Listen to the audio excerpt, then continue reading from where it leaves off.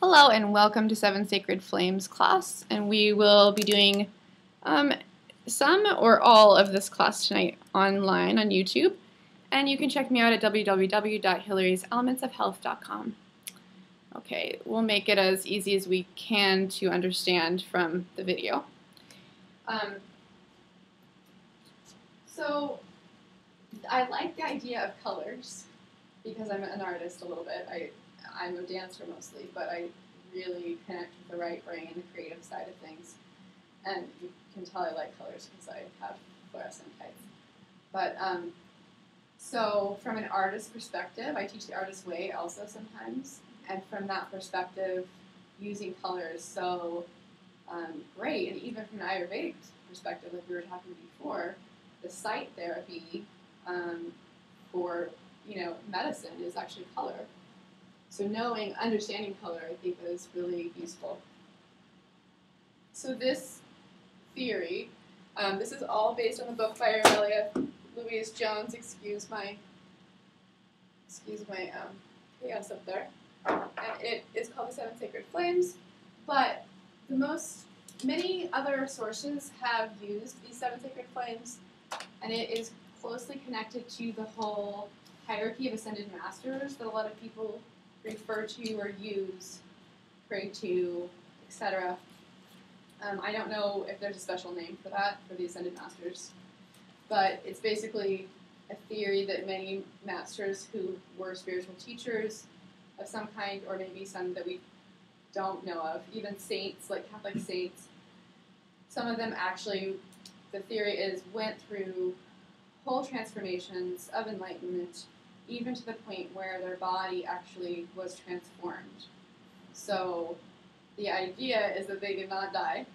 Their body was made lighter into a fifth dimensional structure. So the idea is that we can pray to them and ask them for help and everything, and that there is a master for each that's kind of in charge, so to speak, of each flame. There are more flames than the 7 ones. These are just the basic ones. When I was having a little creative brainstorm the other day, thinking about the rainbow,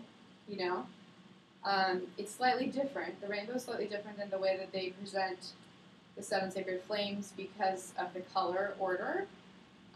In the rainbow, it's red, orange, yellow, green, blue, purple. In the 7 sacred flames, you would have blue first, then yellow, then pink or red.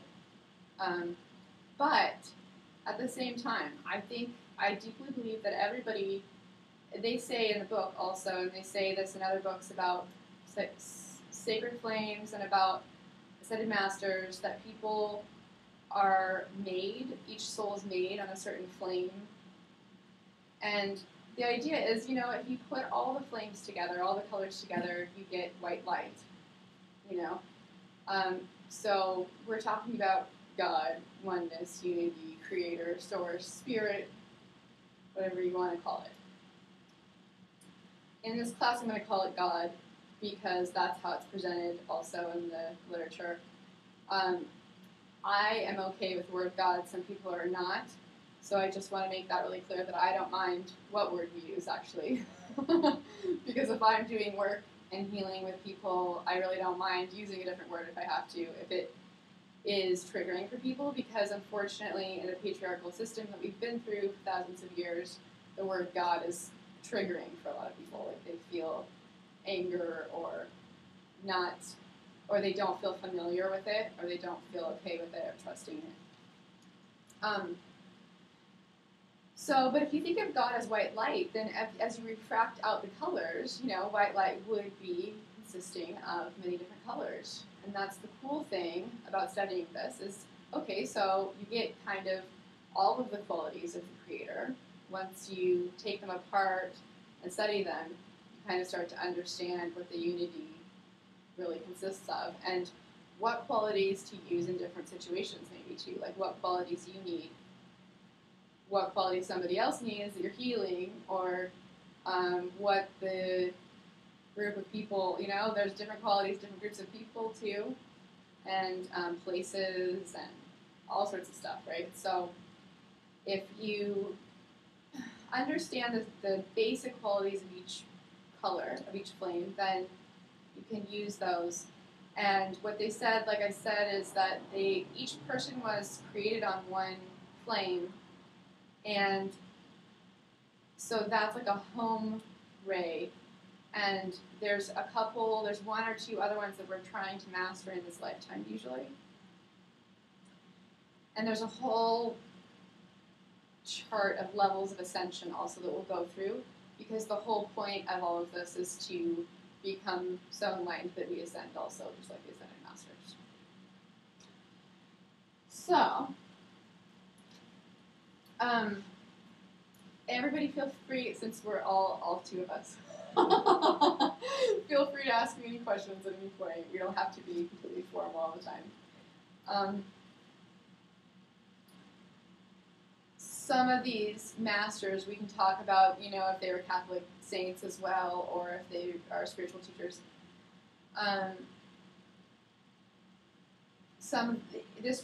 This discipline is meant to be completely interdisciplinary as far as religions. It's meant to completely encompass all religions and not be just Christian or just one thing like that. So there is a very Western feel to it, for me, because it's very much based on the people in the Bible are in it and everything, But there's also Buddha and a lot of other people in there. So the important thing, I guess, is really just, what do you relate to and what can you use and connect to for your own healing and enlightenment? Because as Westerners, we might connect more to the Western kind of paradigm or the Western.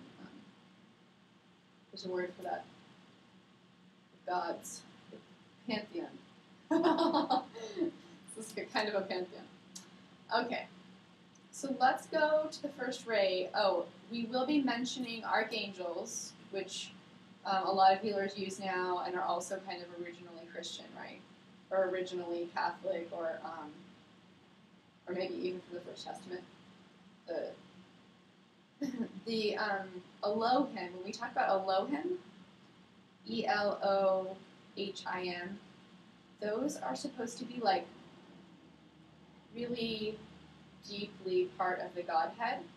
So real deep qualities of God, and their names are supposed to be like in the Veda, where we call up the form with the name.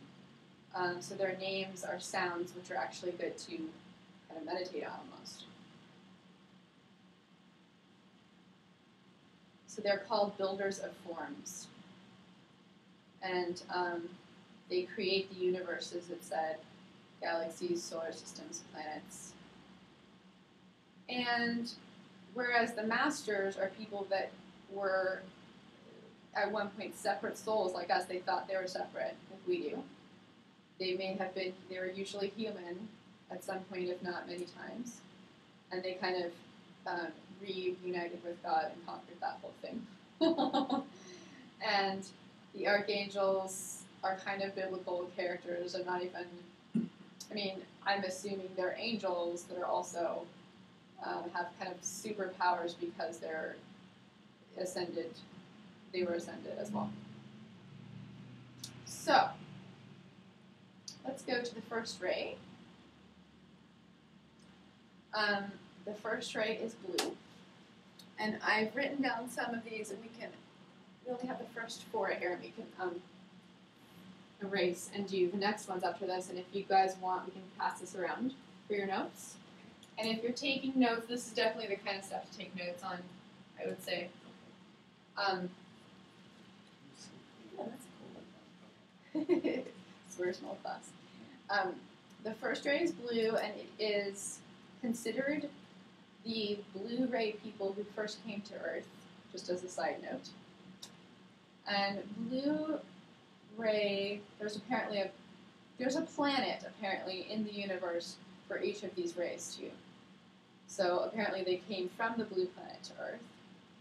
And the blue ray is responsible for omnipotence, protection, faith, the will of God, through the power of the Father. So it's a masculine ray. And if you want to get really basic as far as masculine and feminine, it kind of corresponds to the pink ray of love for the feminine side. Is it a response? Corresponds. Like if you were using just masculine and feminine, you would want to use blue and pink, which kind of makes sense, right?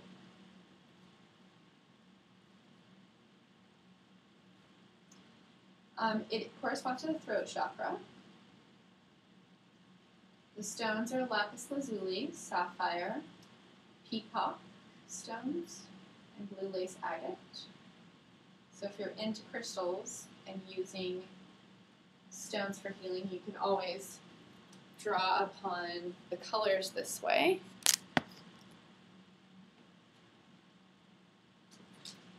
The master is Master El Moria. I'm not sure he's mentioned in anything really. I think he's supposed to be before the Bible. And the archangels are Archangel Michael, that we hear about so much with healers and channelers, and his twin flames, Faith. And then the Elohim are Hercules and Amazonia, which sounds kind of, what, Greek, right? Some of the Elohim names sound kind of Greek. And they may actually correspond to those Greek gods and goddesses, actually, because maybe the Greek people knew more than we think they knew.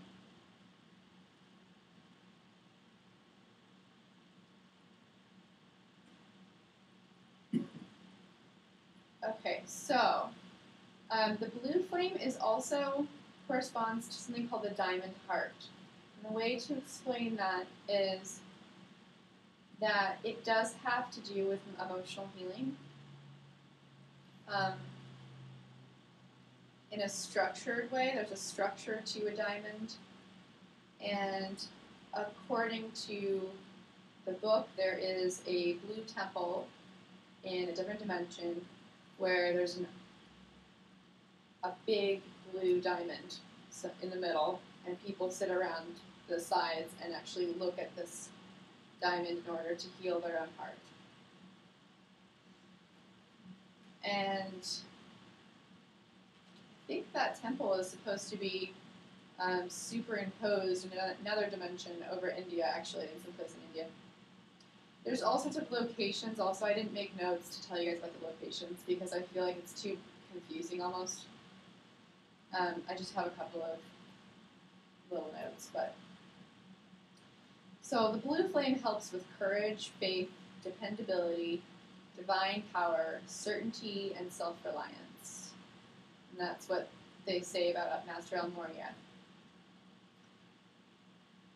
And this is just kind of tangential. I've taken notes about what incarnations they may have had as humans. So this master was apparently Abraham in 2100, and Melchior, one of the wise men in the Bible that was at the birth of Jesus. Apparently, he was also King Arthur in the 5th century, which is exciting to me. I've got archetypes, right? Thomas Becket, 1118 to 1170, and Sir Thomas More, also called the Man for All Seasons.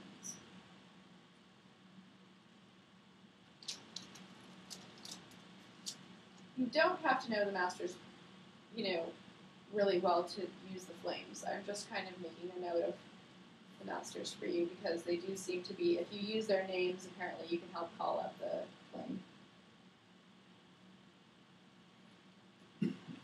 So I'm going to go through all the flames, and then we're going to go a little bit deeper depending on how much time we have. Because there's different exercises I would love to do depending on how much time we have. So I'd love to see. So the second ray is the yellow ray, also called the mind of God. It is illumination, wisdom, omniscience, understanding through love, perception, comprehension, precipitation. I don't know exactly what they mean by that one. and discrimination. So just as the mind discriminates, this ray definitely pertains to the mind in a divine way. And it's really good for spiritual teachings. The archangels are Jophiel and Christine. The Elohim are Apollo and Lumina. It is the crown chakra. And the stones are Tiger's Eye and Golden Topaz.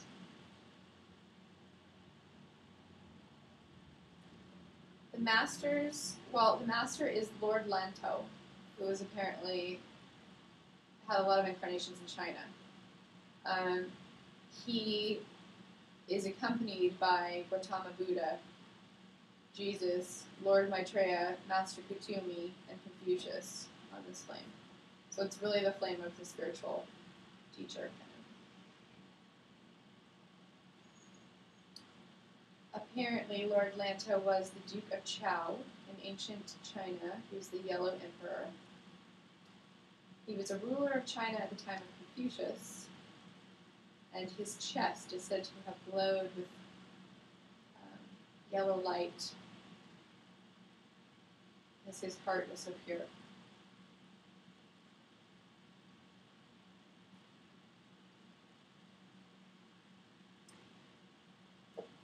And I will give you guys the next one, pink and white are the next ones. So if you want to move on, feel free. The third ray is pink or red, depending on how passionate it is. You know, we use red roses for romance, that kind of thing. They usually call it pink, so. It is unconditional divine love, compassion, brotherhood, charity, love in action, love of Holy Spirit. The stones are rose quartz and ruby. Chakra is, of course, the heart. The master is Paul the Venetian. The archangels are Chamuel and Charity. I don't know if I'm saying that right. And the Elohim are Heros and Amora.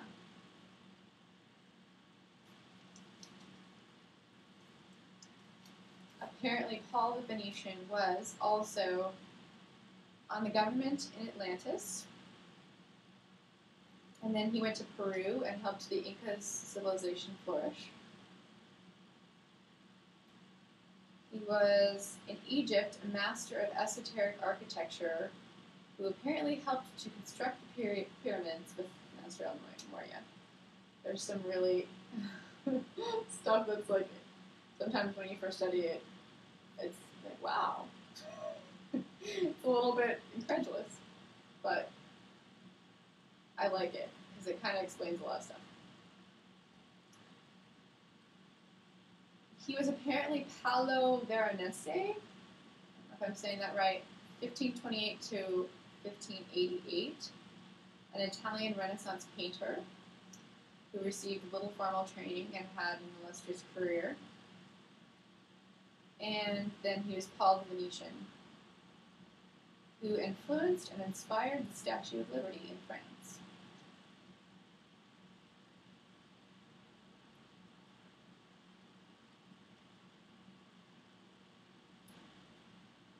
The fourth ray is the Ascension Flame. It is white. It is responsible for ascension, purity, wholeness, Christ consciousness, becoming God, so as enlightenment, through the consciousness of the Divine Mother.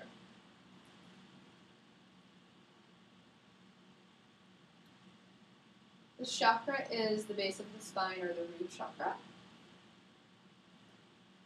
The stones are azurite and snow quartz. I love snow quartz. I was really excited to we find that out about azurite because it's such an interesting stone. The master is Lord Serapis Bey. The archangels are Gabriel and Hope. And as a side note, apparently their retreat is in between Sacramento and Shasta. I thought that was interesting. Lord Serapis Bey was apparently a high priest in the Ascension Temple in Atlantis. And then he went to Egypt after Atlantis sunk. And he was an Egyptian pharaoh, Amenhotep III. Now, I think this is the really fascinating pharaoh. It's interesting to do research on Amenhotep III. If I'm correct. And then he was the king of Sparta, and apparently ascended around 400 BC.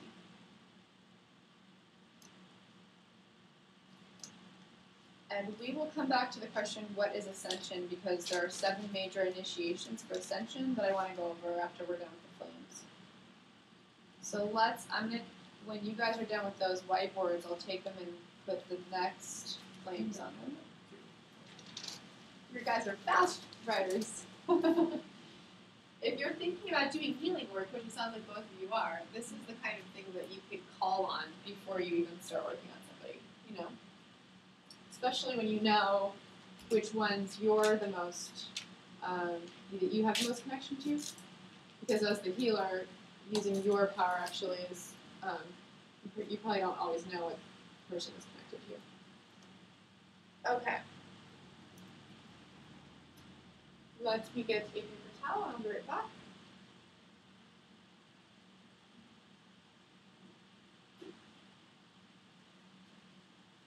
Okay, number 5, 6, and 7.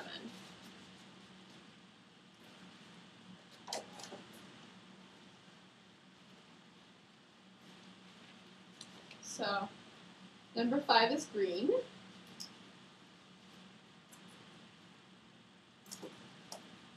The 5th ray.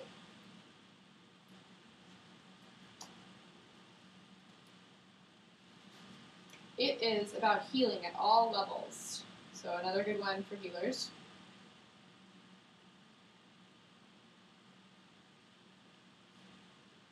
Healing at all levels. Truth.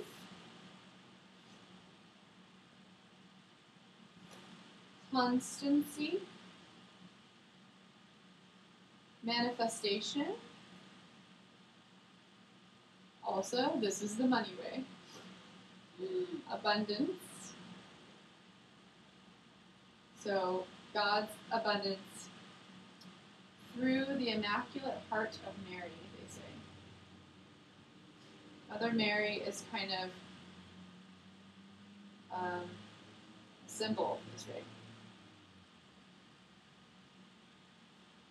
Even though I think she's listed as one of the masters too.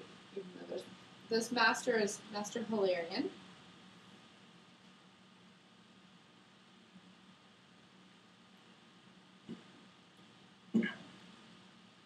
Archangels Raphael and Mother Mary. Okay, she's an archangel.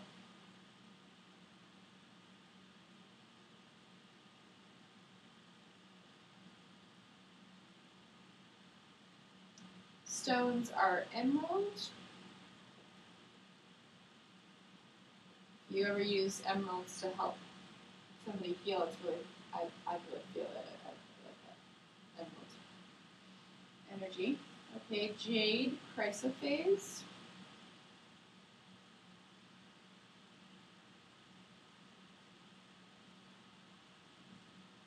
And ruby zyzote, which I believe is the one that's also green. It's 2 different colors. Okay. Elohim are Cyclopea and Virginia. Kind of the Virgo color. And Hilarion was apparently a priest in Atlantis and Greece. He focused truth into the Oracle of Delphi. Apparently he's responsible for the Oracle of Delphi. He was also Saul of Tarsus, the Apostle Paul during Jesus' ministry, and he had these spiritual encounters with Christ. And then he was Saint Hilarion in his last lifetime, who founded monasticism in Palestine and spent 20 years in the desert before he performed a miracle, and then crowds would gather and he would heal them from disease and from dark spirits, for lack of a better term. Okay. My note that the book said in this part of the book about the fifth ray is that this is one of the places where it said that all healing it has to be emotional as well as physical. All disease is caused by lack of harmony, imbalances, and unresolved issues, past or present, in the emotional body. That's what it says. And to heal the body, you must first heal deep-seated feelings that cause disturbances, and when you do, the body will align itself easily and permanently. That is my experience. And Ben's experience as well now. Ben has been working with me for a lot of months. So let's move on to the sixth ray, which is gold and purple. Sometimes I think of it as orange because I differentiate that it's not exactly the same gold as the yellow ray. I think they're slightly different. You can kind of feel into it and see what you intuit about it.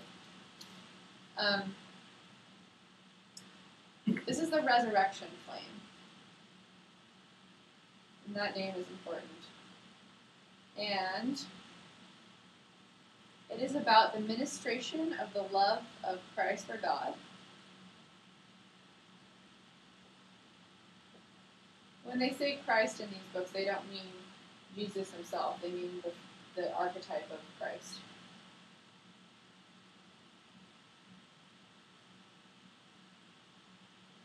And selfless service of mankind.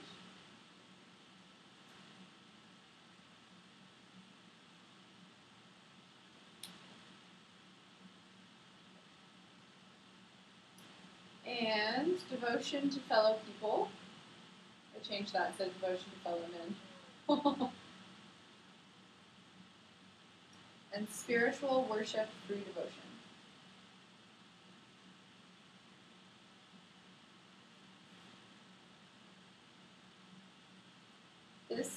The master is Lord Sananda and Lady Nada, otherwise known as Jesus and Mary Magdalene.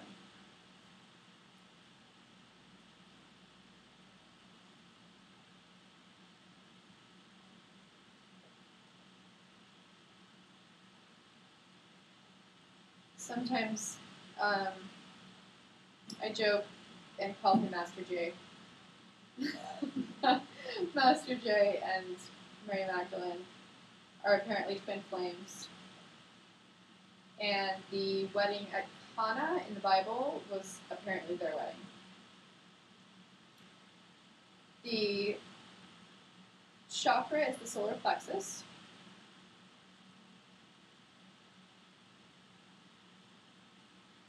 The stones are citrine, pyrite, and golden calcite. So I always wear my citrine on Thursday. Oh, we'll go over the days too. So Resurrection Flame Day is kind of Thursday. You can use all of these flames any day, but apparently there's a day that they're the most prominently available. So the fifth ray, the green one, is a Wednesday. Going backwards to going backwards to Tuesday, actually. The third ray, the pink flame, is on Tuesday. What's this one? The blue flame is on Monday, the first one.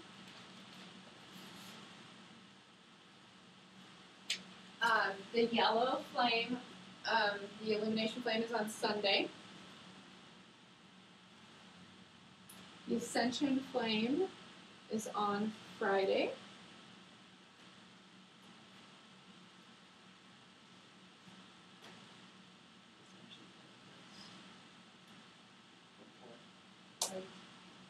Yes, white flame on Friday. Let me make sure I got archangels. Archangels of the resurrection flame are Uriel and Aurora. The sixth, golden purple. And Uriel and Aurora, it's right here. And Elohim are peace and Aurora. Oh wait, Aloha, sorry. Aloha. Peace and aloha because their hanging out is Hawaii apparently. Okay.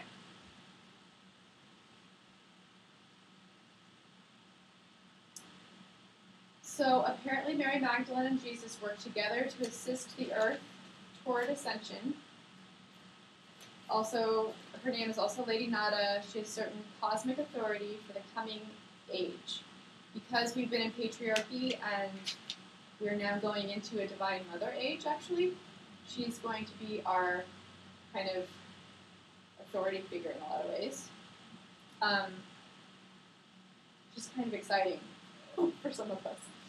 And the healing is one of her services. Obviously, that's really needed right now, like we were talking about. And her symbol is a pink rose. She also uses the pink flame of love.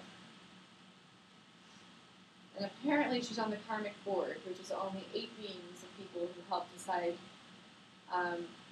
really like whether the person has completely learned their lesson and can be graduated out of that karma. Master J holds the position of world teacher with Master Katumi. Katumi is spelled Kuthumi. He has the task of purifying the distorted teachings initiated by the fears of the early fathers of the Christian churches. This is a big task, I think. And removing the man-made dogmas and doctrines which corrupted his teachings almost from the beginning. That's what it says. It says, regardless of your religion, you may call on him to assist you in any area of your life. Apparently he works closely with Saint Germain, which is our next guy. And whether you consider him the son of God or not isn't important for asking him for healing. Oh, no, Jesus. We're still talking about Jesus. No. He can either be considered a son of God or an ascension master, depending on your viewpoint. Christian churches distorted most of the original intention to teach us the simple ways of embracing one's own Christhood that Jesus was trying to teach. He was trying to teach something that everybody could do, and what happened was a lot of the people in charge of the church actually manipulated the teachings so that they could be in control of masses of people. So he intended that God's love and wisdom be taught in a way that would be comprehensible for all, and so the teachings are incomplete, basically.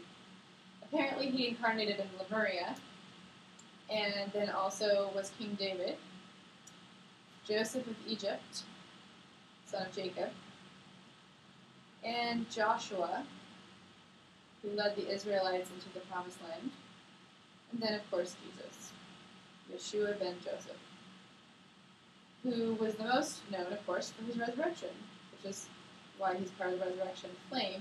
He figured out how to completely unify and use the resurrection flame, and that's how he apparently resurrected his body. And I have to tell you, from my experience with the resurrection flame, that it really is that powerful. It feels very powerful when you call on it, when you use it for manifestation. So we're going to do some things today, hopefully, to help, have some practical tools to bring home with you tonight to start using in your everyday lives, and really harnessing some of the power. Apparently, Lady Nada was also a priestess of the Temple of Love in Atlantis. She directed the healing through light rays. That's always interesting to me. People do healing in different ways. Hers was through light. She was a high priestess in the Temple of Isis, in a mystery school in Egypt. And then she was Mary Magdalene, who incarnated with her twin flame Jesus to fully support his mission. Now, this part of the book's really interesting, right? Because Mary Magdalene has been smeared, so to speak. And they were very specific. Mary Magdalene was a high initiate and priestess, had a high degree of evolution, and she was not a sinner and a prostitute, as depicted by scholars of early churches. And that whole thing was actually a campaign of denial of the divine feminine, as many of us are now aware, and that it was one of the greatest lies that was ever perpetrated. It was very specific. This part of the book. This book is channeled from the masters, and when you read it, it's interesting how specific the language is to me. Like it's very articulately written. So it's anyway, it's something that was unjustly imposed and imprinted on humanity's consciousness for 2,000 years. The suppression of the feminine. And she's been unfairly discriminated against, basically, is what they said. So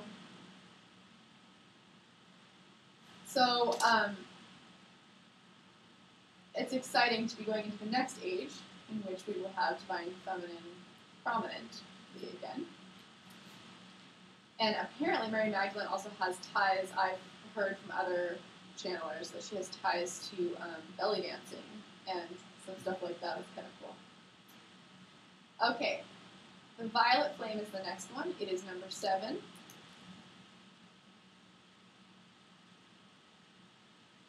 Now this is the flame that you can use at any time, anywhere. It corresponds to Saturday, but really good one for healing, for energy clearing of any kind. When you're just like a little bit worried about what situation you're in, even, you can just call forth the violet flame right away.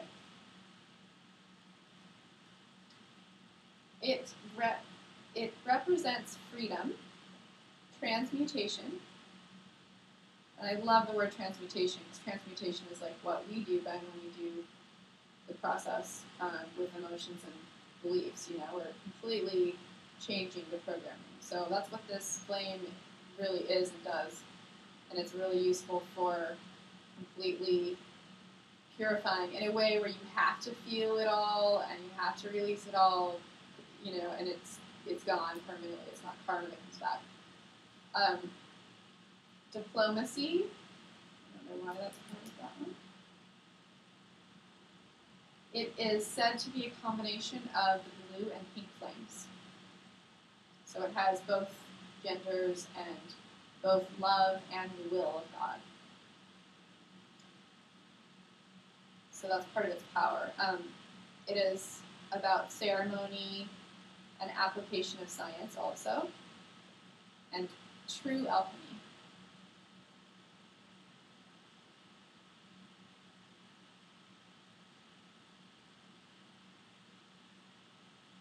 The master is Saint Germain.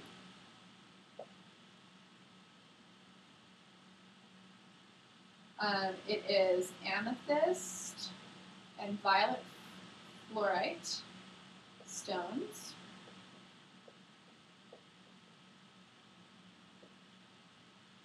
And the chakra is seat of the soul, and to be honest, I'm not completely sure about that one. It's either the sacred heart in between your heart and your solar plexus, because I've heard that referred to as seat of the soul. I've also heard the crown chakra referred to as seat of the soul, and it could be that that's, I mean, we know that's a violet chakra too. So it could be that there's two flames up there.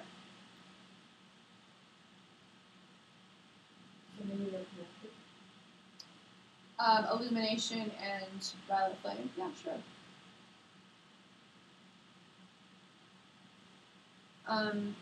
If anybody ever figures out for sure what the seat of the soul chakra is, you can call me. I've also thought of it possibly being the second chakra, but I think it's probably more likely the sacred heart or the top one.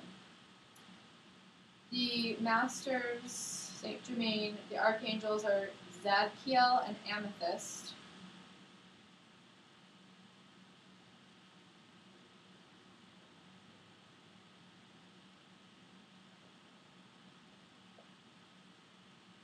And the Elohim are Arcturus and Victoria.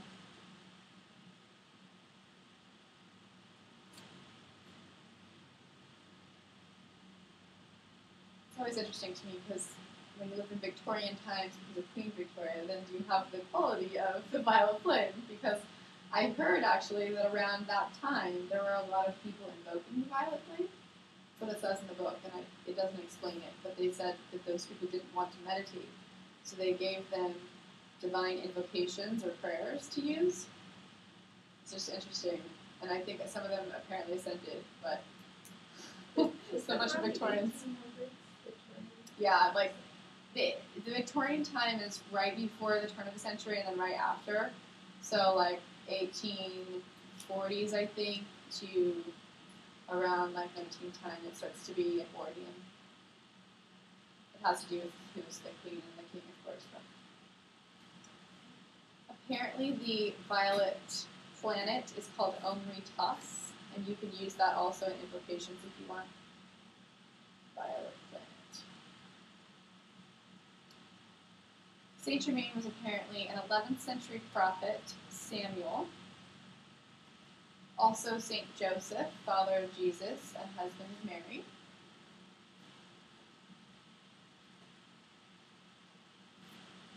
Then apparently he was Saint Alban, the first martyr of Britain. And in the 5th century, he was apparently Merlin, which was my favorite thing. The alchemist prophet who hung out with King Arthur. And they made it very clear that he was not just a cheap wizard. He was the real deal, you know. And then according to the book, he was Roger Bacon, who was a Franciscan monk around 1220 to 1292.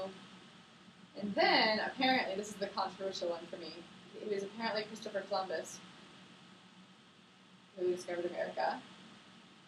But my problem is that I think we know now that Christopher Columbus did some horrible things.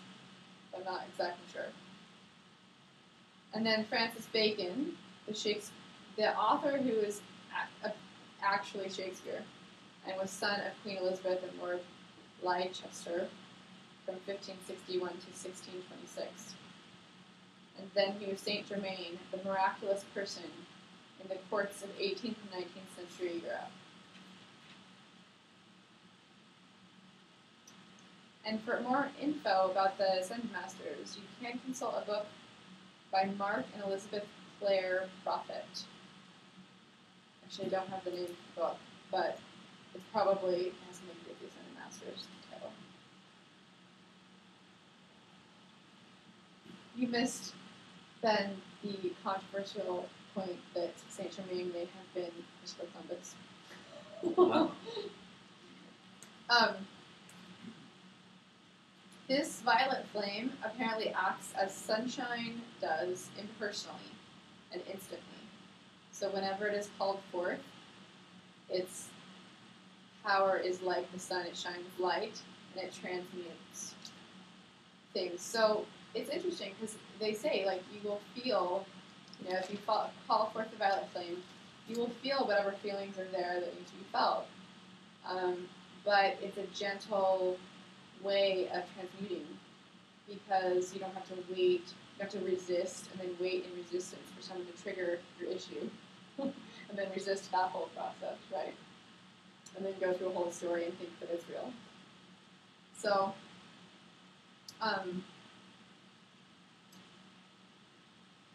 they said in this part of the book that the hard, unforgiving thoughts and feelings in your etheric, mental, and emotional bodies, that these hardcore feelings create most of our distress, and that violet flame can be used on them. And if you guys get this book, you should read the part by Saint Germain that is called The Transmission from the Heart of Beloved Saint Germain, because if I have a chance today, I'll read a little bit of it. It's really awesome.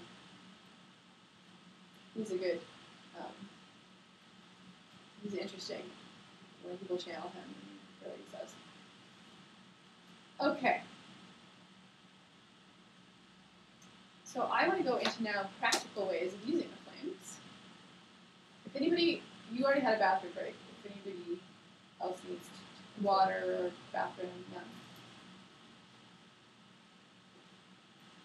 And I'm going to figure something out to read you guys here. I feel like, why know all of this without getting to use it every day and really like applying the knowledge, right?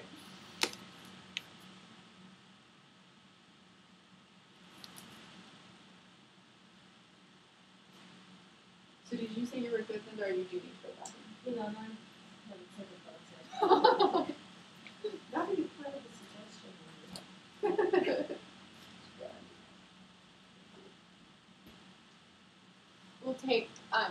We'll keep the video running and we'll take a couple minutes of break. So if you are on the other side of this video, you can fast forward or just also have a bathroom break yourself.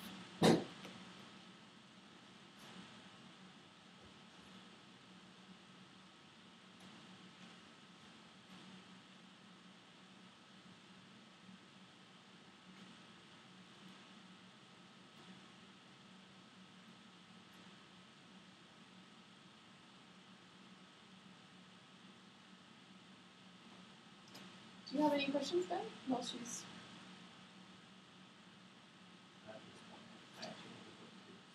Yeah.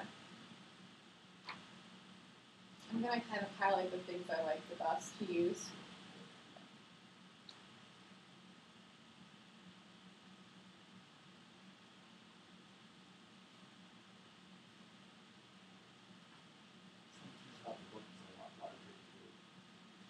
Oh, yeah? Yeah. Well, there's a lot. It's actually really dense, because if you're reading it, you're like, whoa, yeah. You know, I mean, it's worth reading every word of it, actually. Yeah.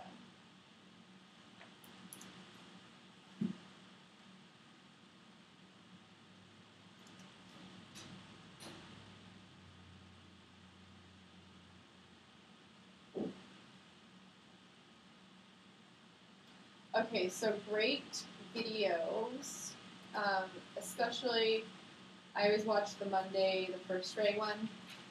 There's some people on YouTube making videos using, you know, invocations for the rays, and Jose Romero has a video on YouTube that I like a lot that's Monday, the First Ray, and it has the invocation, I think that I'm going to read you here. But he also has like Sunday and Saturday and some other ones too. I don't know if he made all of them. I was kind of hoping he would do the whole week because they're so beautiful to watch them. You can also find a whole big long invocation that's called the Seven Sacred Flames, Prayers to the First Ray, I believe is how you look it up, and I don't remember the guy's name. But he's just reading though. It's not quite as exciting as Jose Romero's video. But I like to have them play if I don't have the book to read it, especially like, you know, I babysit kids on Mondays and Tuesdays, and I like to kind of play it for the baby, even though she's not really understanding it, because it has that energy with it, you know, and you kind of set it up. It's really nice to set up each morning, I think, with some consciousness about the flame of the day, and it's just a good spiritual technique to get in touch with the quality of God that is most prevalent that day. A lot of people use blue flame invocations or prayers, mostly with Archangel Michael, to cut ties to things we don't want to be tied to anymore, or to protect you, basically. Healers use it as a protection or cutting ties. A lot of people, anybody who's into archangels, usually calls him Archangel Michael. He has a sword of blue flame that cuts. You can even just visualize it cutting away things that you don't want.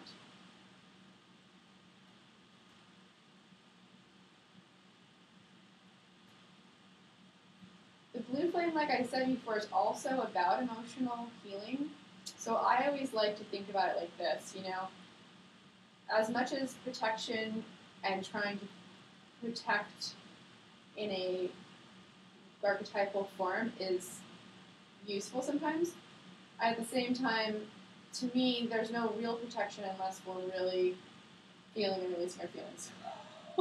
Because everything happens that's scary or whatever happens for us to feel our fear. And a lot of things will happen for us to feel our fear if we're in that place of resisting fear. And then we usually have more fear than to resisting it. And then we have more things to protect ourselves against, usually, too. So,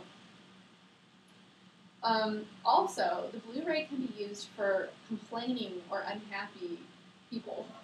If you have kids that are complaining, or you find yourself complaining, or you're having one of those days, where you're just like not happy with how stuff is going, you can invoke the blue flame because it is God's will.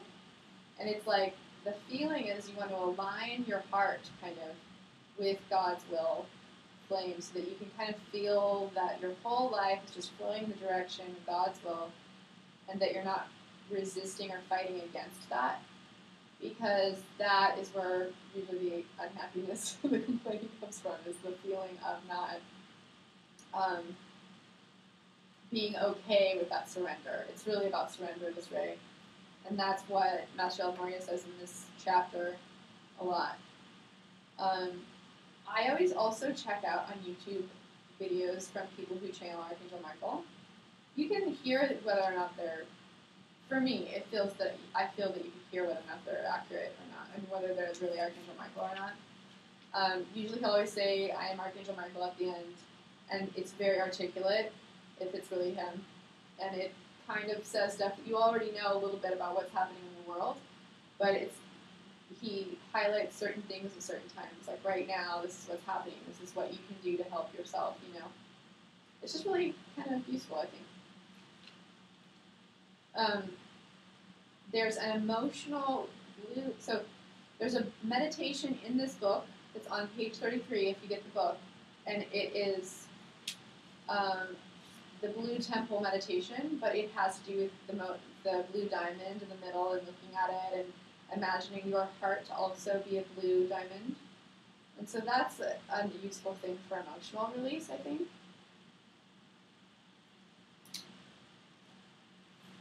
There's a whole explanation also of testing, of us being tested in here, that it's really about learning trust and surrender and faith. And so whenever you feel like you're being tested, you can go back to the blue flame. I'm going to read you guys the invocation for the blue flame. We'll go into from acknowledge to experience here. So you can make yourselves comfortable if you want and just close your eyes and experience. So we have so much note taking and so much cerebral, Prayer for first ray healing. God's will prayer. In the name of God I am, I invoke the presence of beloved Master El Morya, Archangel Michael, and all ascended masters, and angels of the blue flame love of God's will, to guide and protect me daily and hourly. Archangel Michael, come into my life. Help me overcome all density with your sword of blue flame. Cut me loose and set me free from all negativity and errors of the past. I ask for a shaft of blue lightning of divine love to be established over my being, over my home, over my family, over my work, and all my affairs. I call the guidance I need to manifest God's will in all aspects of my life to fulfill my divine purpose here on earth. I claim for God's will to manifest everywhere on earth as it is in the realms of light and freedom. Go ahead and take a deep breath. And open your eyes slowly. I'm going to read you about Adam and Eve now, because I thought this was interesting.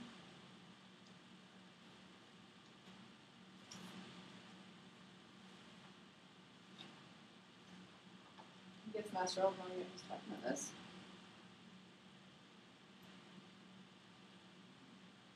Okay, so apparently the Adam and Eve story was a metaphor describing the lack of trust in God, which led to separation. Yes, Adam and Eve is just a story recorded with little understanding. Though the allegory in your scriptures may contain some level of truth, it certainly did not happen that way. The story of Adam and Eve and the fall from grace by humanity is very complex indeed. Someday, all the true records will be made available to humanity, and you will finally understand and learn much from it. That story is simply a poor representation of what happened and not an accurate one. What is representative is that people stopped trusting in their Creator and went into fear. Aurelia has among her possessions a little book called The Sons of God by Christine Mercer. This is the story of a woman who decided to trust God, no matter what happens to her. Her trust was put to the most extreme tests. Through the hardships of her testing, she made a determined and heartfelt decision to never ever again complain about anything. She continued trusting, no matter how painful it became. Even though she made this deep commitment and surrender, she was most severely tested. The happy ending of this true story is that in a very short time she balanced such a tremendous amount of karma that miracles upon miracles began to flow lavishly in her life, and all she had lost was restored 100-fold. During the testing period, she thanked God for every difficulty she was experiencing, knowing that this was going to lead her to something much bigger and much greater, and it certainly did. Christine was able to take her body into physical ascension a couple years later, at a time when no one else on the planet did. She accomplished this when the energies on the planet were not yet supporting such an activity as it is now. Okay, so, little story about trust and faith. That's what Blue Flame is about, mostly. And so I'm going to go to the second ray. I think one of the best ways to use the second ray is to first of all have a spiritual teacher. And if you don't have one, to go and listen to, whatever is available to you. Go and listen to spiritual teachings in some way. Because all the great spiritual teachers are kind of part of this flame. And I'm going to read the prayer for illumination and peace. And if you guys want, you can read. Does anybody want to write it down? I can. There's two different parts to it, so I can read the first part, and then the second part that's shorter, we can write out if you want. You want to? Okay. So this is Sunday, so you can always use this on Sunday. So the first part you can just kind of relax, and then I'll tell you when we'll start repeating and writing it out. Prayer for second ray healing. Prayer for illumination and peace. Beloved, I am presence. Blaze forth now, from the heart of beloved Alpha and Omega, from the heart of beloved Helios and Vesta, into our individual hearts and minds. Glorious waves of golden flame of illumination and peace. Flood us with the precious oils of universal knowledge and wisdom. Come now and direct thy precious light rays of divine illumination and peace into every aspect of our lives. Flood the earth and humanity with the golden flame of Christ illumination, understanding, and peace from the heart of God and the great central sun. Okay, go ahead and open your eyes slowly and get your paper. Divine flame of illumination, bless my world today.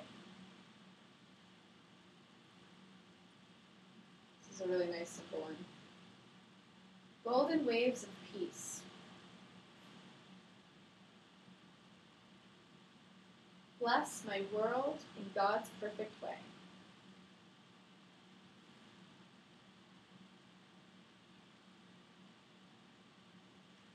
Flame of light, so wondrous to behold.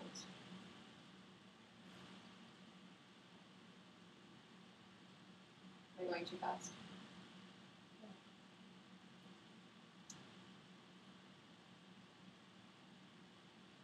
I am thy wisdom in all that I am.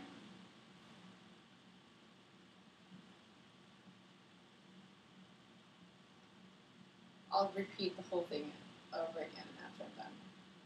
Golden fountain of illumination,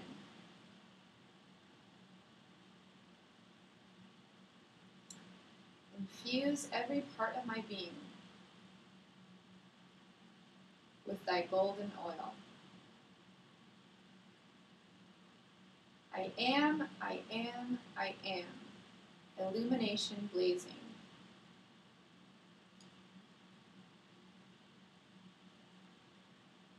Through my heart, mind, and soul.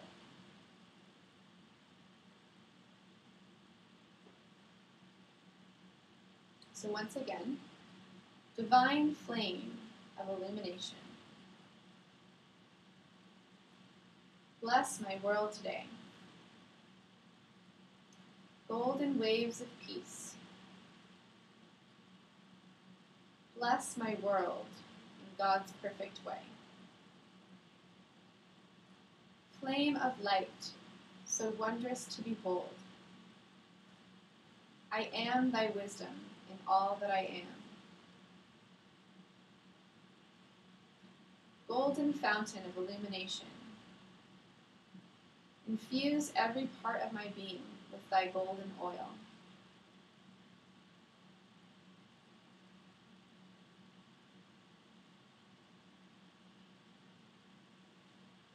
I am, I am, I am, illumination blazing. Through my heart, mind, and soul.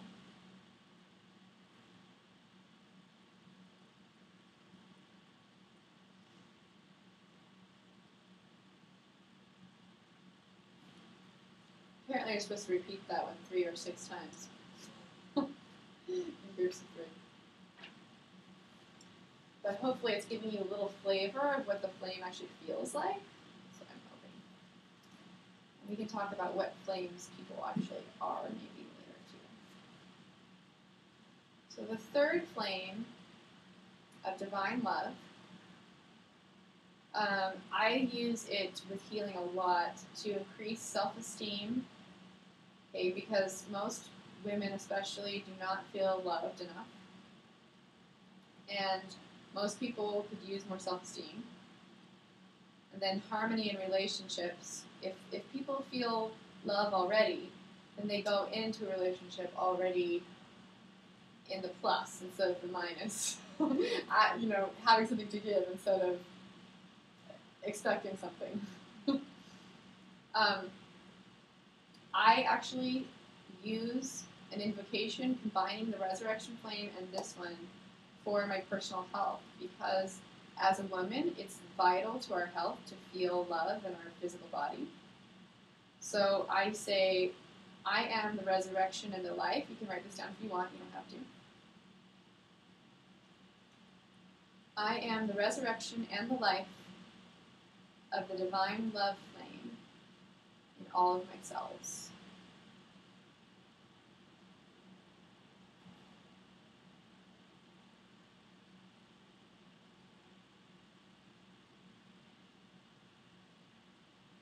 Or you can say, I feel the divine love flame in all of my cells. And even all of my cells feel loved. Really nice. this is me. This part's me. Yeah. So this is the part to make a note on.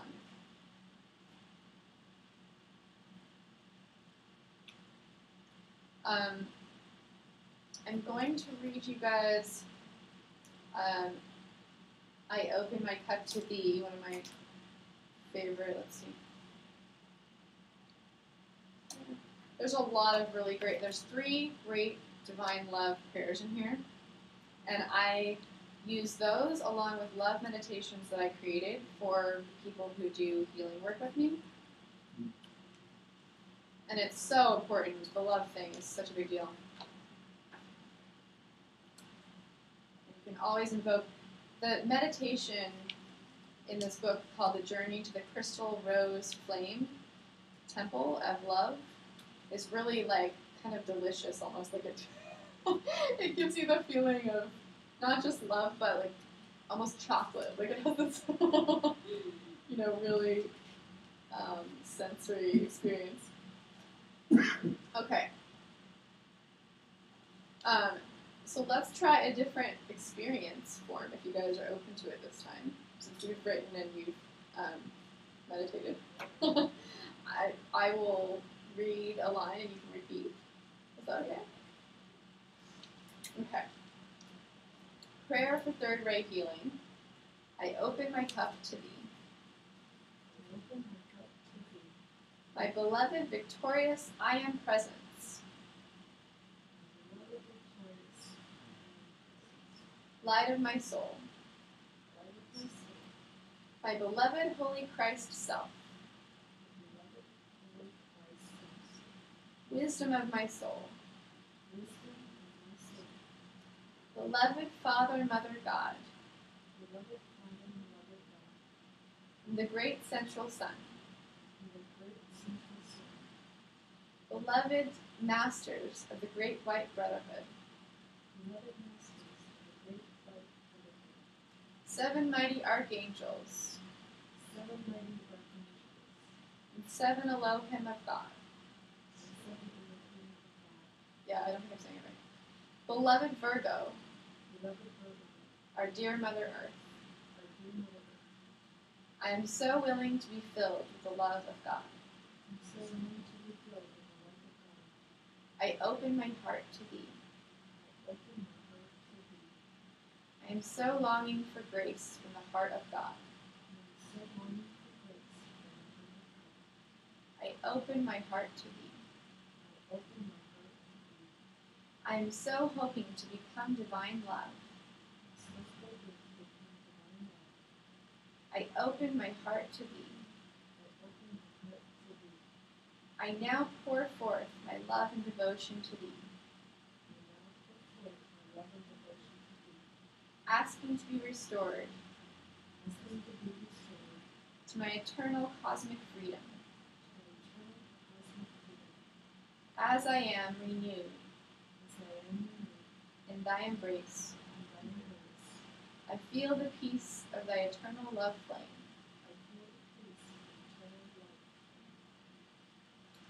And that one you're also supposed to repeat 3, 6, or 9 times. But there's a couple other ones that are really fun too. See if I can give you a really fun one. Yeah, it has that, especially when it rhymes, right? It kind of sticks in your head a little bit, and then you can walk around the house saying, I open my heart to thee. Or saying it to the baby if you're like me. So, there's an adoration to your God presence and a prayer for divine love. They're really nice. They're on page 232 and 233. And let's read Tips for Regaining Natural Beauty and Youth from the chapter on divine love. There's some interesting things in this chapter. Okay, so think before you speak, act and feel. If you take time to think before you speak, act, and feel, it will enable the elements of your bodies to return to their original beauty, harmony, and peace. As soon as the pressure of discord is consciously controlled, The divine blueprint of perfection begins to reestablish itself as your higher mental body, or holy Christ self, returns to the electrons to their natural orbits and frequencies. Those who come to a state of mastery and peace attain great beauty. The appearance of your physical body is determined by the amount of light used within the four lower vehicles: the mental, emotional, etheric, and physical bodies. The natural emanation of light through these bodies forms the protecting wall of your auric field, known as the tube of light. When the electrons move more slowly in their particular organs and cells, they draw less light from the higher mental body, and the natural resistance of the individual grows weaker. This initiates what you call aging.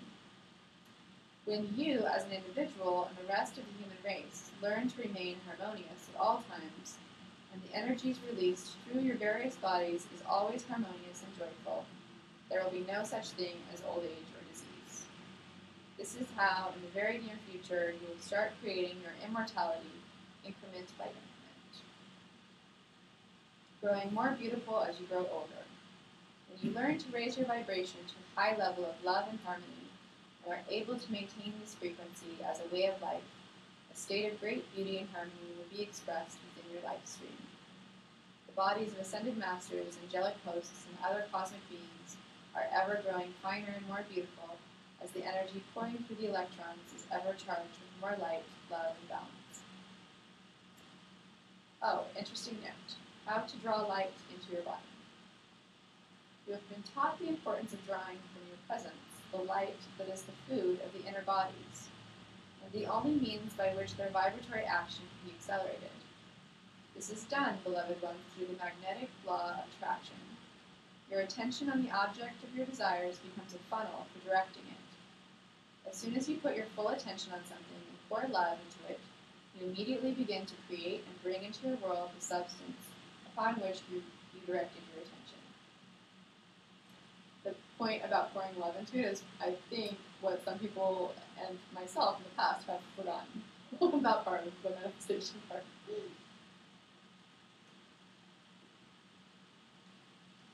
In order to intensify or increase the vibratory action of your body systems, you have to put your attention upon any master or your own I am presence.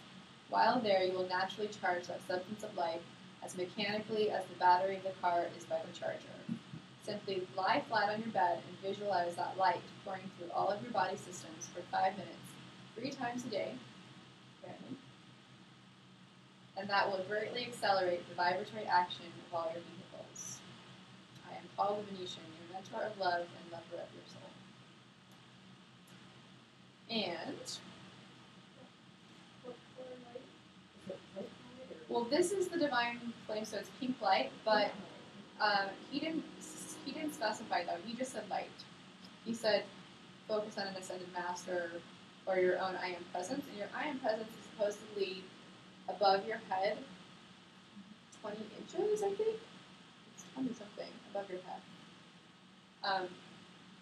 It doesn't have to be pink light. I don't think. I think that's something that might work better though for some people because it is that feeling of love a little bit more. So yeah, the feeling of love is also used. Yeah. And let's do the codes of conduct for a disciple of the Holy Spirit. Before we go to the next one. Codes of conduct for a disciple of the Holy Spirit. Okay, this one originally was what? Like, wow. This is a little bit hardcore, guys. I have to warn you. Number 1, become conscious always of your aspiration to embody the full expression of Godhood and devote all of your being and service to that end. Number 2, learn the lessons of harmlessness. Neither by word, nor thought, nor feeling will you ever inflict evil or harm upon any part of life. Know that action and physical violence will keep you in the realm of pain, suffering, and mortality. Number 3, stir not a brother's sea of emotion thoughtlessly or deliberately. Know that the storm in which you would place his spirit will sooner or later flow upon the banks of your own life stream. I think this is a karmic description. Rather, bring always tranquility, love, harmony, and peace to all life. Number 4. Disassociate yourself from the personal and planetary delusion. Now that's a process right there. Never allow yourself to love your little self more than the harmony of the universe. If you are right, there is no need to acclaim it. If you are wrong, pray for forgiveness. Number 5. Walk gently upon the earth and through the universe, knowing that the body is a sacred temple in which dwells the Holy Spirit, bringing peace and illumination to life everywhere. Keep your temple always in a respectful and purified manner, as befitting the habitation of the spirit of love and truth. Respect and honor with gentle dignity all other temples, knowing that often within a crude exterior burns a great light.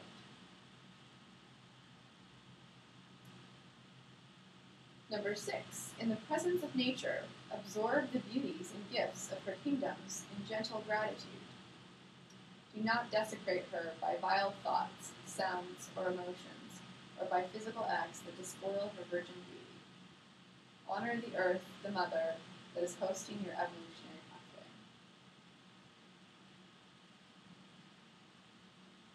pathway. Number 7. Do not form or offer opinions unless invited to do so, and then only after prayer and silent invocation for guidance. Speak when God chooses to say something through you. At other times, it is best to speak little or to remain peacefully silent.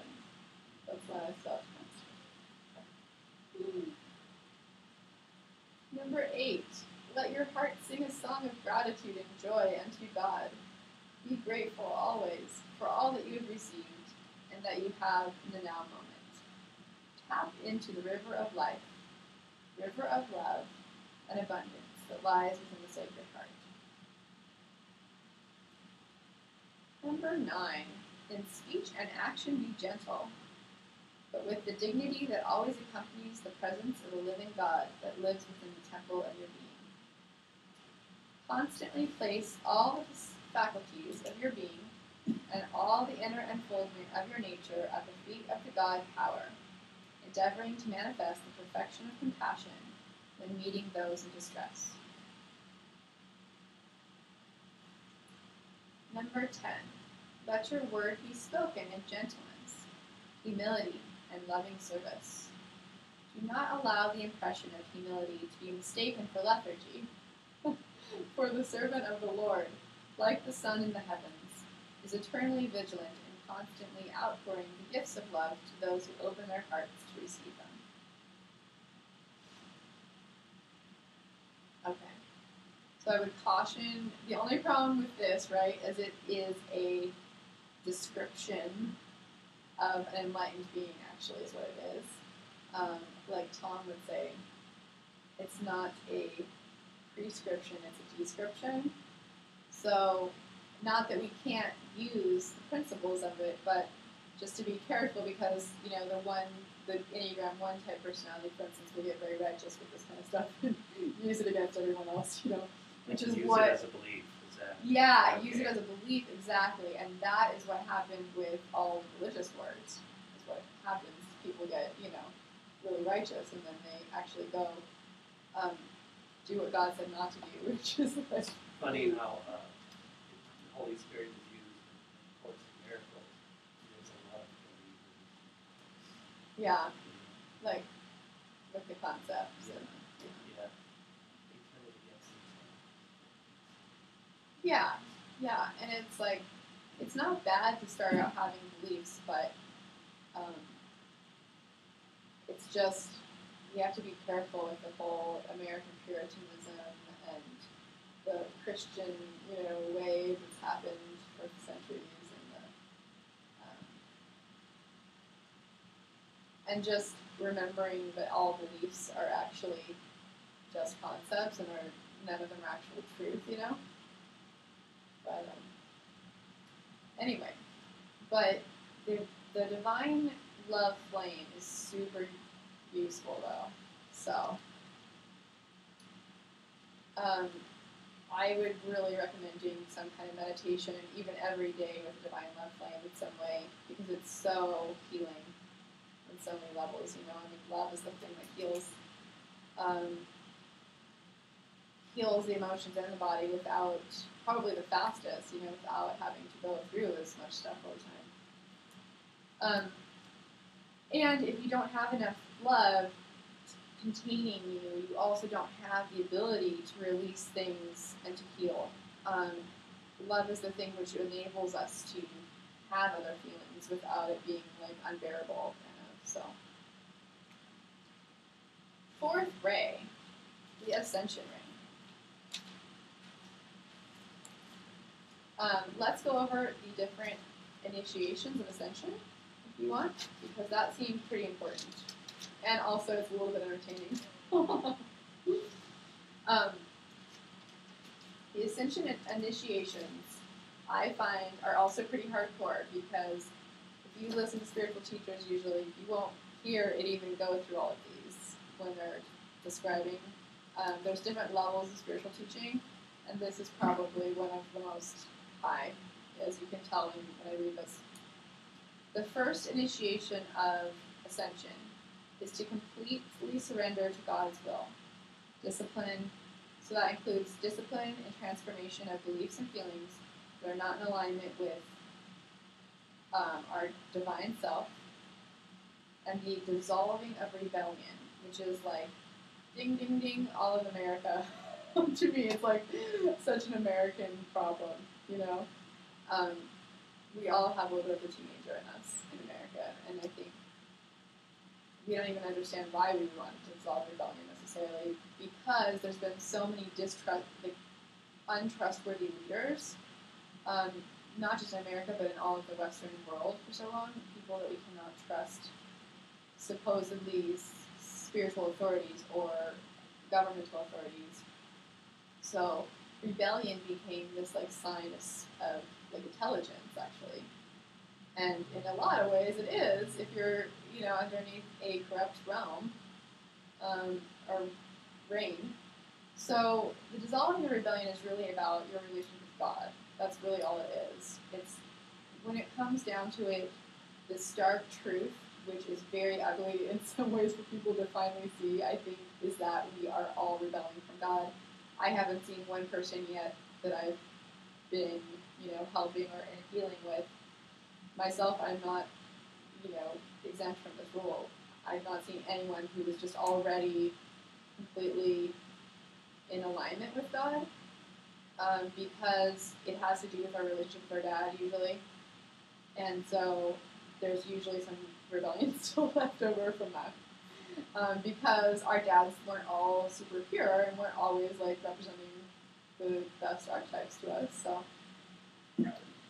So it's all for good reason, but they say in this initiation that you're supposed to start getting a good night's sleep and abstaining from alcohol, drugs, tobacco to ease the pathway to harmony with the blue flame, basically. And then the second initiation is learning the cause and effect of work and karma, basically. So there's a studying period with the masters of the second ray where there's a sowing the seeds and harvesting them. So learning those different phases of work into manifestation and success, kind of. And this is where they say that the great musicians, you know, develop their skills, and the great scientists develop their abilities, you know.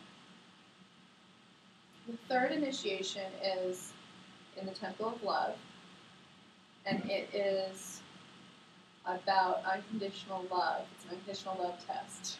And this is the one that makes me laugh, because it specifically says in these words that you are placed in living quarters with those who have particularly annoying tendencies.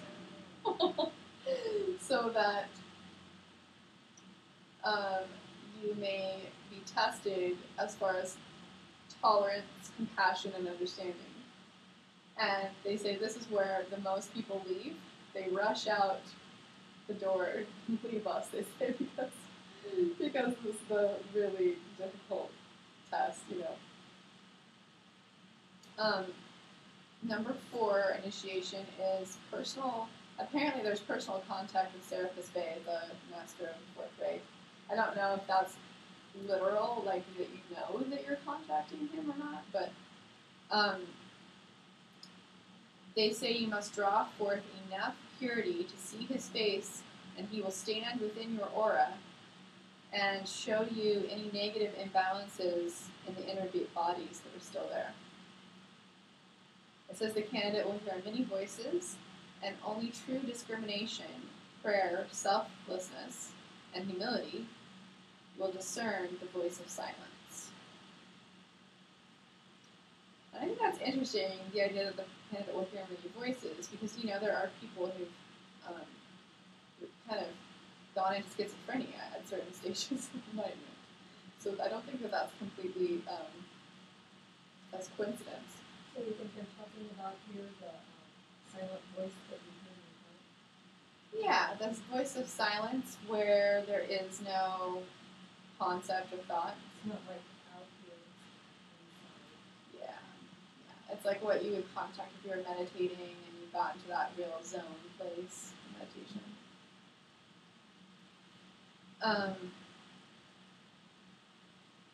The self is shown the tricks of the ego during this initiation, it says, and we purify our past human creations and lifetimes.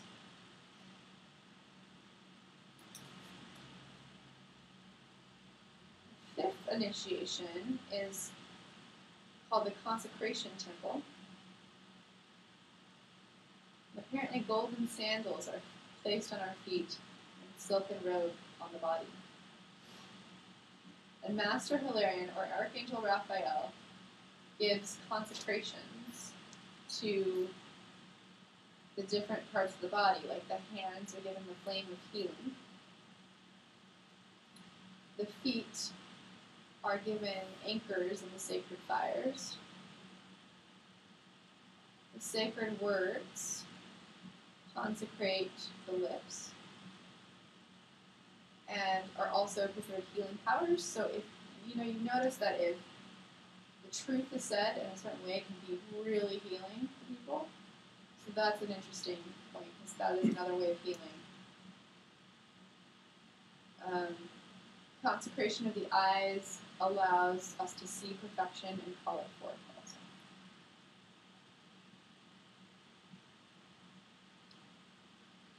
The 6th initiation is called the Temple of Service, where one has to temporarily put aside worldly pursuits to be in service and become your brother's keeper. They learn to include the rest of humanity in their heart, and they volunteer time to planetary service. We learned that the needs of others affect the needs of many. This is where you're sponsored by Master J, Mary Magdalene.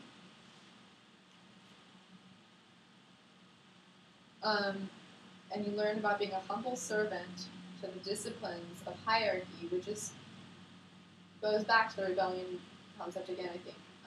Understanding that hierarchy does not mean suppression or repression or oppression.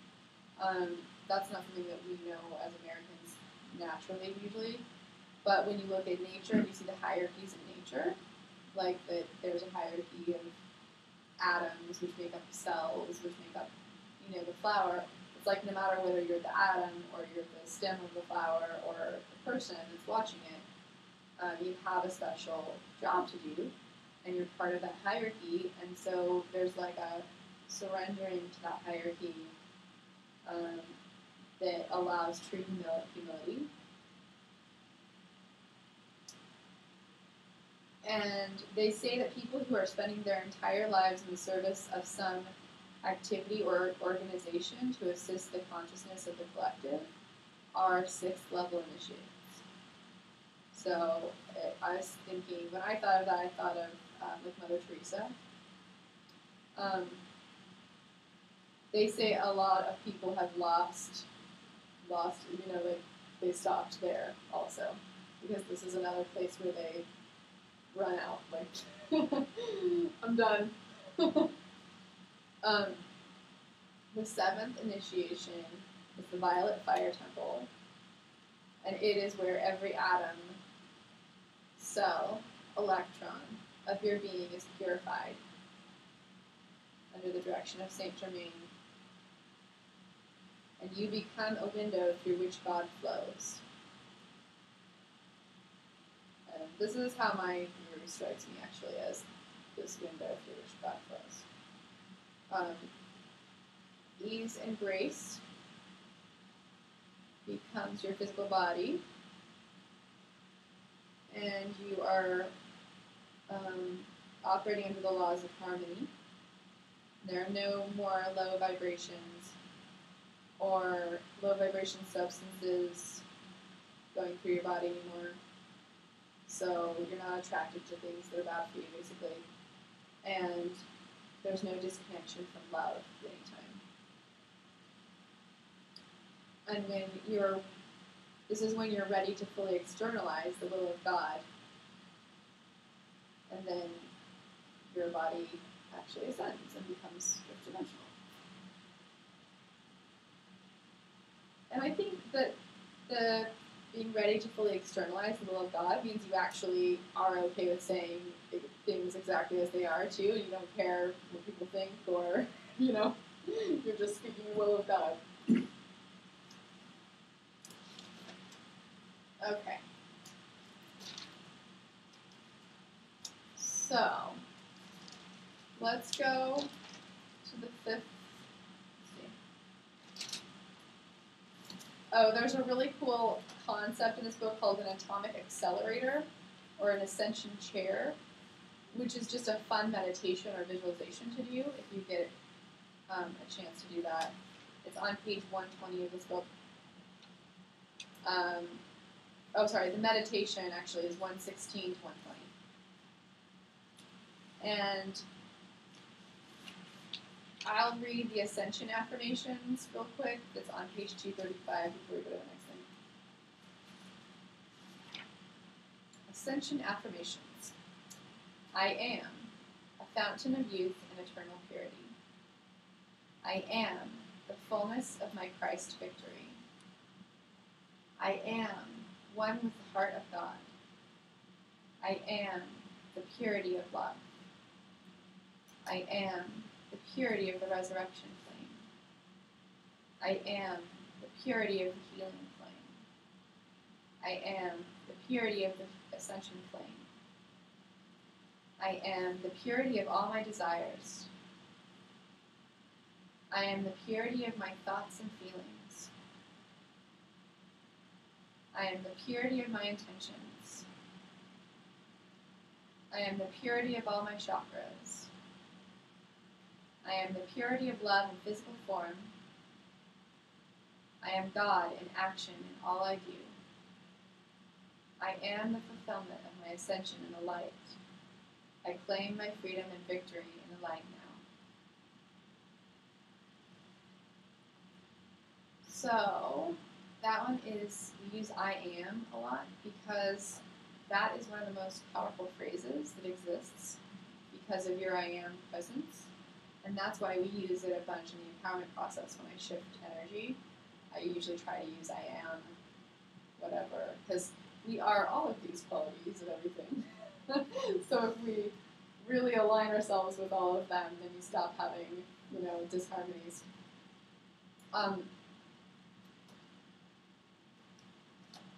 Okay. So, and if we had more time, I was going to do something where we kind of walk and repeat too. That's another thing you guys can experiment with at home. You can do meditations where actually your eyes are open and you're walking, and you don't even have to go like around the block or anything. You can. What we did during Diksha training was we actually would walk just like to the end of the room, back to the other wall, and this wall. We just like touch the walls and walk and say whatever the mantra is. And it's a really interesting meditation. It's nice to have some movement sometimes when you're doing all this meditating. And it's a different way of getting it into your body and your brain.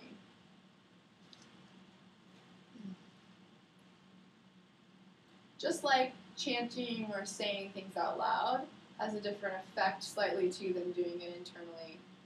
I think they're all useful. Okay, so the fifth ray is really super exciting for healers. There is something about your body elemental, which I like to bring up a little bit because nobody ever thinks about it or knows about it. Page 136.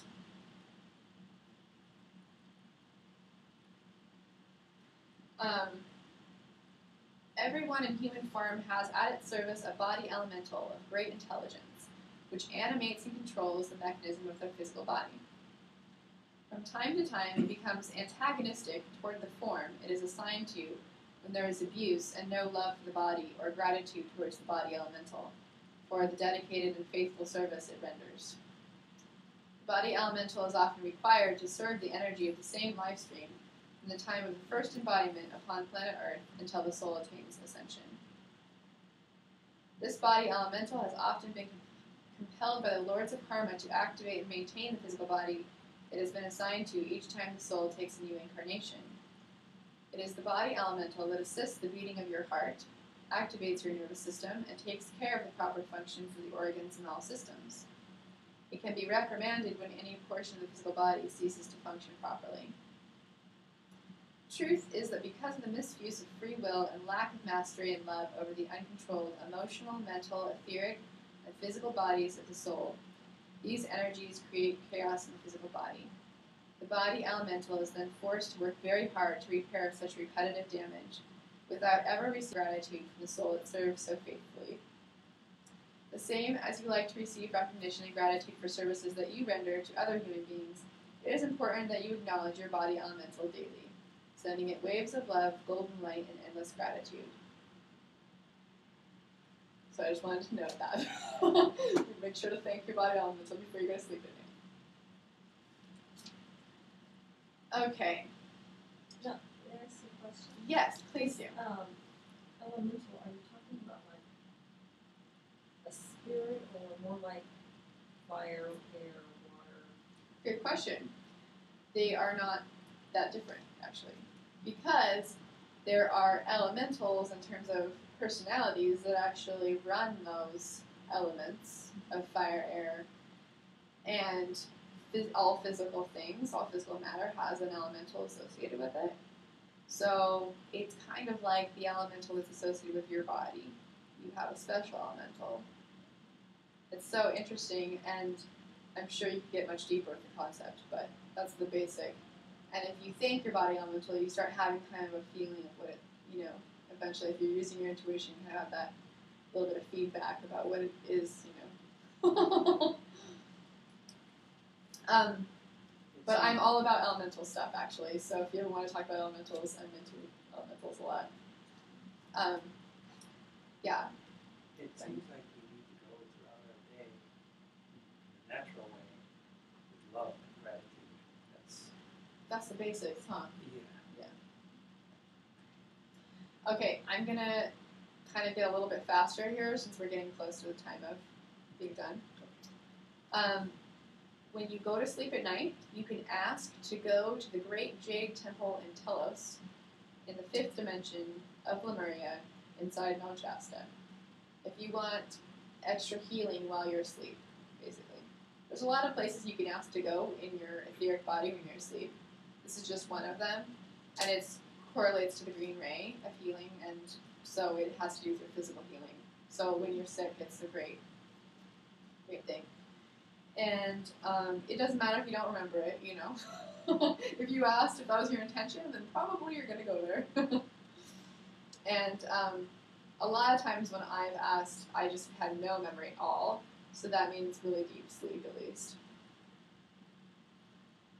And it makes a lot of notes in this part about external pains and difficulties always being mirrors of inner pains and fears. So, basically, do the kind of stuff processing that I do with Ben, because it's that kind of real transformation that you need to get through the inner stuff, to unprogram the inner stuff, so that the outer stuff is not coming up so much anymore. Which is probably what you did with your back when you were explaining that story. There's probably something that you transmuted as far as your back. Oh yeah. Yeah. Sure. It's not always conscious, you know, it's like sometimes we know, and sometimes we don't. Your inner work, it says, is the most important step to accelerate your evolution, healing, and ascension to the fifth dimension. So if you aren't doing a regular technique, you need to eat.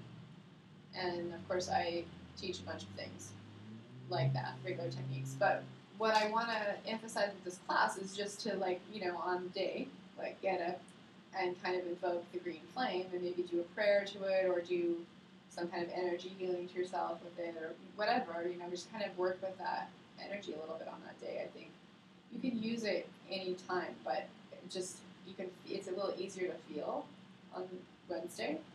And if you have, it's interesting because it can correlate to stuff in your astrology chart and everything too. Like my Vedic astrology chart, for instance, says that my Mercury is a little bit weak. So I'm supposed to do remedies on Wednesdays. And it's very interesting because what happened was I ended up doing green ray stuff, which includes prayers for abundance, prayers for healing, releasing negative energies, and that kind of stuff. So that's one of the things you could actually do as remedy if you wanted my Vedic remedies were like to help children, to listen to Vedic chanting, you know. There's some things that it just depends on what tradition you're looking at, but it's interesting how they kind of go together sometimes because they're pointing to the same color even, you know.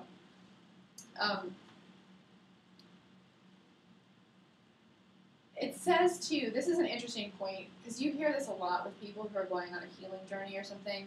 When you think you have worked things out and you start feeling better, and then it comes back, this is actually the same lesson, but it's getting healed on a deeper level, they say.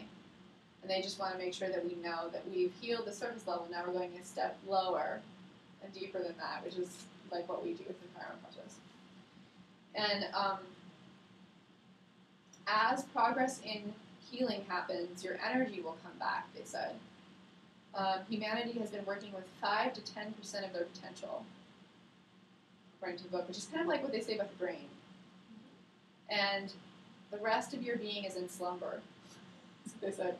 They said you are divine, so you need to remember that, and we will all start using more of our brain and our potential for healing in our actual, you know, spiritual body within our physical body. But it is an effect that, you know, the masses has a big effect on the individual too. So we just keep doing the the stuff, because a lot of times each of us that's in the spiritual paradigm is actually carrying other people with us, our families or our ancestors, or just weird beings that we're attached to, you know, in other realms. It's like there's so many different people that you might be helping out actually by going through your own spiritual journey. They made a note of chemicals, pollution, toxins, and how they affect everything in this part. So, you know, that it really does make it harder to, like, you're trying to heal something emotionally and mentally and all that, and then you encounter toxins, and it just kind of makes everything way slower. So, of course, we have to avoid them if possible. Billions of dollars, I love this part, billions of dollars are spent each year on Band-Aid solutions, which is, of course, like with Western medicine, we were talking about really heavy drugs and surgery, where the person's not actually healing from the inside out. They say that this can create some temporary remission, numbing the pain, and etc., but it's not permanent, so that's the problem. And so every Wednesday, I like to do the abundance prayer in the back of this book. If you guys have any money problems ever, use the abundance prayer. It's great. And there's also, if you're releasing, if you think you might have an entity at any time, or somebody that's close to you has an entity of some kind, in their aura, there's a healing by releasing negative energies. That's great here. And I will move on since we're getting too late. So, to the 6th ray. That is today, Thursday. The main thing is to remember, I am the resurrection and the life. I've got the little stones of the resurrection ray behind me here. The purple and gold. I kind of think of it as orange because it's citrine. It's like orange citrine kind of that we're talking about. But you can use gold and calcite too, I guess. So I say, I am the resurrection and the life of anything that you want to resurrect. I do an entire 2 pages every Thursday of things that I want to manifest in my life, using that affirmation or mantra, whatever you want to call it. I am the resurrection and the life, just like Jesus said in the Bible, which happens to be just a really convenient way of calling up the resurrection flame for that power. And it really feels like kind of an energy. Like you feel the resurrecting of, the wilting flower. It feels like the upward energy of whoa, some energy to make something manifest. And there's a good meditation in this book, page 091. I was going to do it just because it was the day of Resurrection Flame, but we don't have enough time. It was just to give you some experience. I would right now, just for fun, write down, I am the resurrection and the life, and write down something that comes to your mind that you want in your life to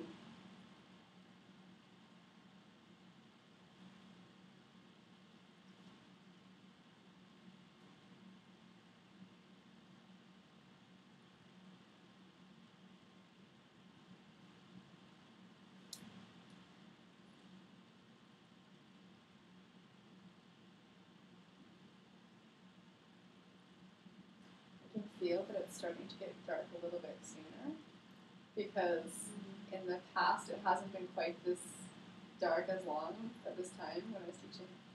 It's at 8 o'clock now, the sun's going down. I think it's the sundown. Yeah.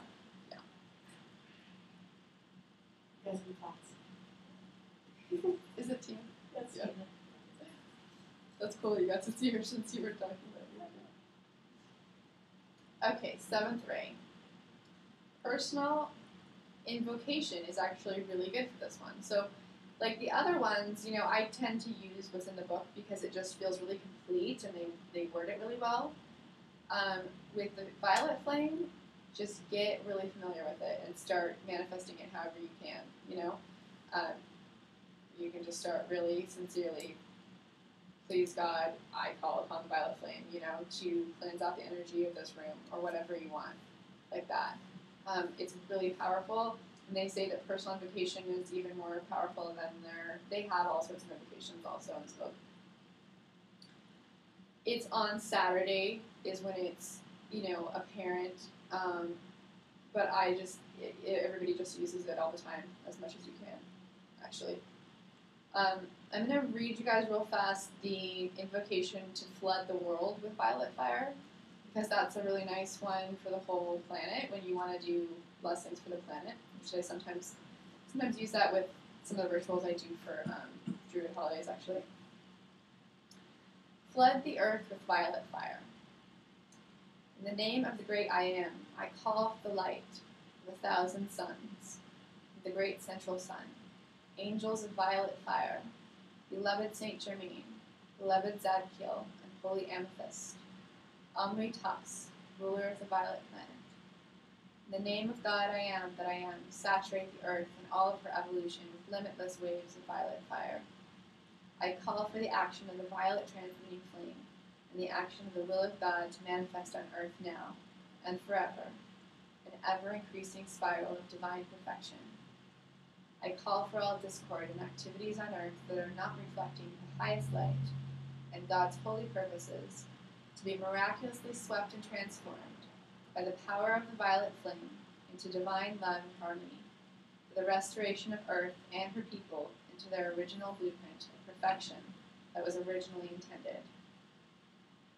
Violet flame, oh violet flame, in the name of God, flood the earth, her people, and all her kingdoms, with oceans and oceans of violet fire, until every particle of life is restored to divine perfection. May peace and love be spread throughout the earth. May the earth abide in the aura of perfect love. May the earth abide in the aura of peace, love, and freedom. I give thanks that it is done now, according to God's holy will. And so be it, beloved I am.